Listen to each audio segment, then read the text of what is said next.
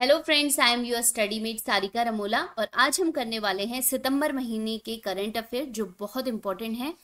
इससे पहले भी अगर आप प्लेलिस्ट में जाके देखेंगे तो उत्तराखंड करंट अफेयर हो गया, देश विदेश करंट अफेयर होगा, ये सब हमने कर रखा है। हिंदी सिलेबस के अकॉर्डिंग हिंदी व्याकरण हो गया, हिंदी के जो साहित्यिक लेखक हैं उनकी रचनाएं, उनसे रिलेटेड इंपॉर्टेंट क्वेश्चन आंसर वो भी हमने कर रखे हैं। बहुत सारे क्वेश्चन पेपर हमने करे हैं इंपॉर्टेंट, चाहे कंप्यूटर हो गया, पर्यावरण हो गया, जितने भी साइंस के पोर्शन हो गए ये सब हमने करे हैं उत्तराखंड से रिलेटेड। तो आप लोग क्या करेंगे कि प्लेलिस्ट में जाके देखेंगे। जनरल स्टडी के भी बहुत सारे टॉपिक हैं तो आप प्लेलिस्ट में जाके जरूर देखिएगा। तो आज हम स्टार्ट कर लेते हैं करंट अफेयर को, बहुत इंपॉर्टेंट है, एग्जाम ओरिएंटेड। ठीक है, तो पहला क्वेश्चन है, प्रधानमंत्री नरेंद्र मोदी ने किस दिन को नेशनल स्पेस डे मनाने की घोषणा की है? तो इसका राइट आंसर क्या हो जाएगा? 23 अगस्त हो जाएगा।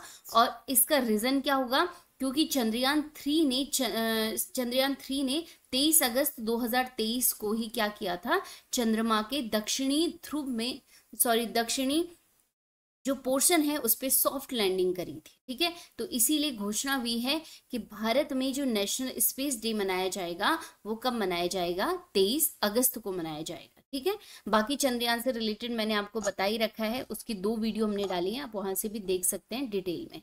ठीक है, इसके अलावा अगर आपको क्वेश्चन पूछा जाए कि चंद्रयान 3 का लैंडर जहां पर उतरा है उस जगह का नाम क्या है, तो राइट आंसर क्या हो जाएगा? शिव शक्ति पॉइंट उसका नाम हो जाएगा। ठीक है, वहां की उस जगह को क्या नाम दिया गया है? शिव शक्ति पॉइंट।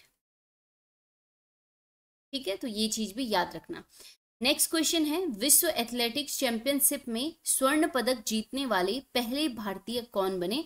बहुत इंपॉर्टेंट। तो इसका राइट आंसर क्या हो जाएगा? नीरज चोपड़ा इसका राइट आंसर हो जाएगा। ठीक है, खेल आपको पता है क्या है, जेवलिन थ्रो है इनका। और इन्होंने जो विश्व एथलेटिक चैंपियनशिप जिसका आयोजन बुडापेस्ट यानी हंगरी की जो कैपिटल है वहां पे हुआ था, और इस पे इन्होंने गोल्ड मेडल जीता। ठीक है, इस वाले जो विश्व एथलेटिक चैंपियनशिप है, और इसमें कितने मीटर जेवलिन थ्रो फेंका इन्होंने?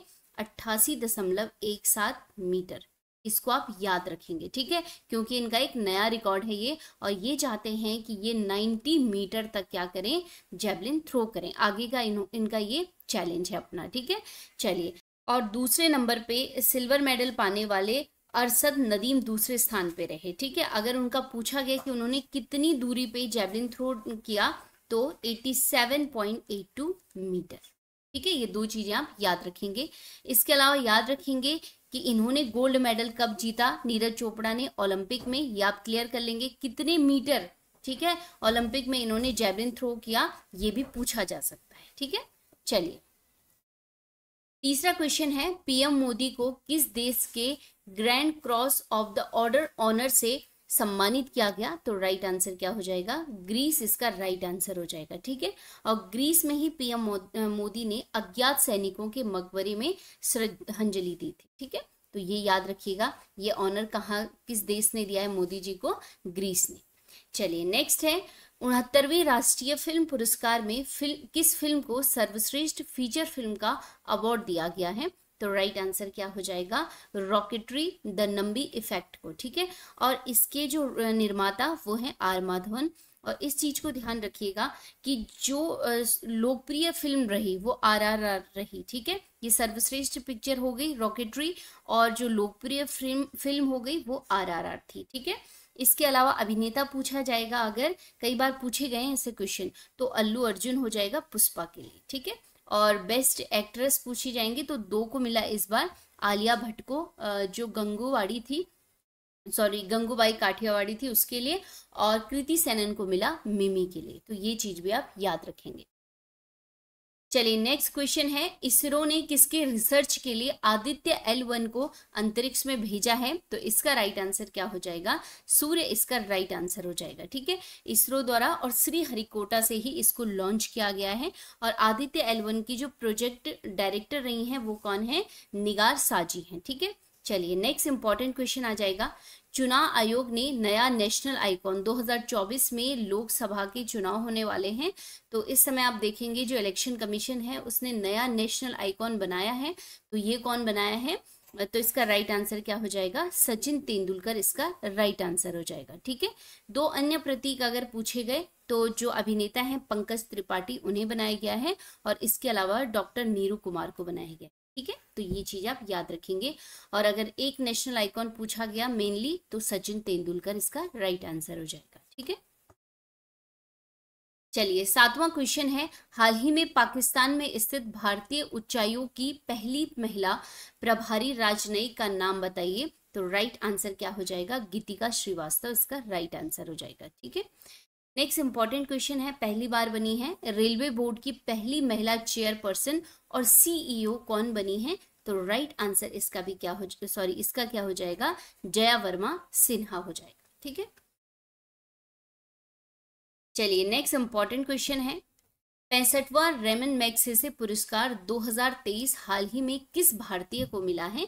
तो राइट आंसर क्या हो जाएगा, रवि कन्नन को मिला है। ठीक है, ये कैंसर रोग विशेषज्ञ हैं और बहुत सारे लोगों की कैंसर से लड़ने में इन्होंने मदद की है, तो इसीलिए इनको जो 65वां रेमन मैग्सेसे पुरस्कार दिया गया है। ठीक है, 2023 में, तो ध्यान रखेंगे आप। इसके अलावा अगर आप देखेंगे जो रेमन मैग्सेसे पुरस्कार है इसको एशिया का नोबेल पुरस्कार भी कहा जाता है, कई बार पूछा भी गया एग्जाम में। ठीक है, और फिलीपीन के पूर्व राष्ट्रपति थे रेमन मैग्सेसे, उनकी याद में दिया जाता है। और अगर आप देखेंगे इसके अलावा रवि कन्नन के अलावा 3 और लोगों को ये पुरस्कार दिया गया, और ऊपर जो है ये तीनों ऑप्शन ABC इन तीनों को दिया गया। ठीक है, पहले की बात करेंगे कॉर्वे की, तो ये बांग्लादेश के हैं और शिक्षा के क्षेत्र में दिया गया। दूसरे लेमोस, और लेमोस कहाँ के हैं, तिमोर के हैं, और इनको दिया गया है पर्यावरण संरक्षण के क्षेत्र में। और कोरोनेल हैं, इनको दिया गया जो शांति है इस क्षेत्र में और महिलाओं की भागीदारी के। ठीक है, जो भी लोग कुछ परिवर्तनकारी काम करते हैं एशिया वाले क्षेत्र में, ठीक है, एशिया में ही दिया जाता है, उनको ये पुरस्कार दिया जाता है। अब आप लोगों के लिए एक होमवर्क है कि भारत के वो पहले व्यक्ति कौन है जिन्हें रेमन मैग्सेसे पुरस्कार से सम्मानित किया।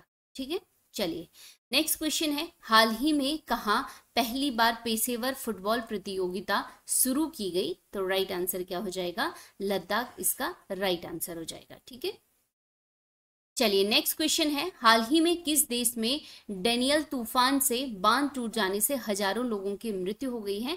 तो राइट आंसर क्या हो जाएगा, लीबिया हो जाएगा। और ये मुझे लगता है अब तक के बांध टूटने की सबसे बड़ी क्या है घटना है, क्योंकि जैसे ही ये बांध टूटा इतनी तबाही हुई कि लगभग 5,500 लोग तुरंत ऑन द स्पॉट मारे गए थे और 10,000 से ज्यादा लोग घायल हो, वो लापता हो गए थे। ठीक है, तो लीबिया अफ्रीका का एक देश है, तो वहां पे इस तूफान के कारण क्या हुआ था, बांध टूट गया।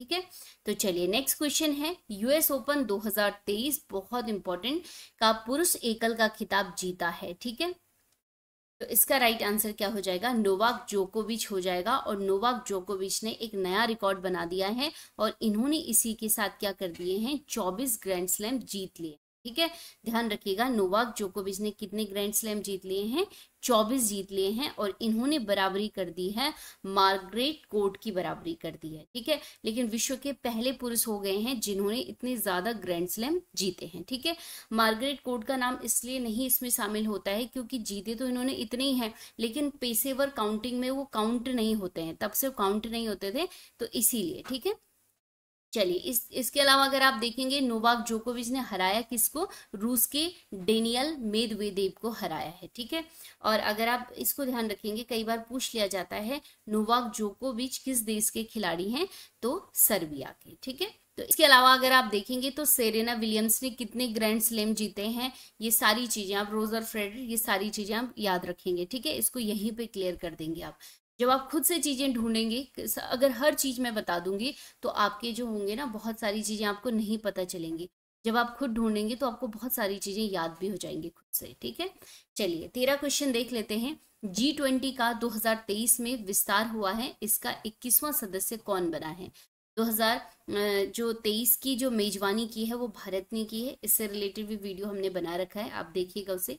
तो इसका जो फाइनल मीटिंग हुई है अभी, वो जिसमें राष्ट्राध्यक्ष सभी शामिल हुए थे, वो कहाँ पे हुई, दिल्ली में हुई। ठीक है, अगर पूछा गया कि दिल्ली में कहाँ पे, किस बिल्डिंग में, तो भारत मंडपम में हुई थी। और भारत मंडपम के बाहर अगर आप देखेंगे तो वहां पे नटराज की मूर्ति है। ठीक है, कई बार क्वेश्चन बन जाते हैं ऐसे, वन लाइनर में भी दे देते हैं या थॉट वाले क्वेश्चन देते हैं तो उसमें बता देते हैं। ठीक है, तो 21वां सदस्य जो बना है, इस बार प्रस्ताव रखा गया था किसके लिए, अफ्रीकी यूनियन के लिए, और सबने सर्वसहमति से इसे पास भी कर लिया है।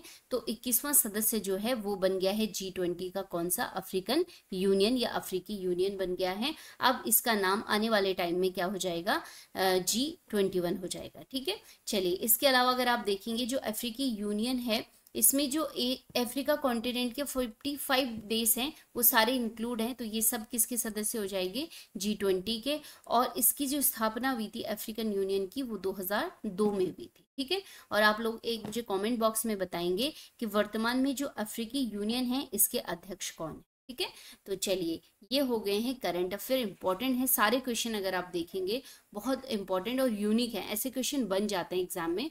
तो आप लोग इसे ध्यान से देखिएगा, खूब सारा पढ़िए। मिलते हैं नेक्स्ट वीडियो में, तब तक के लिए धन्यवाद।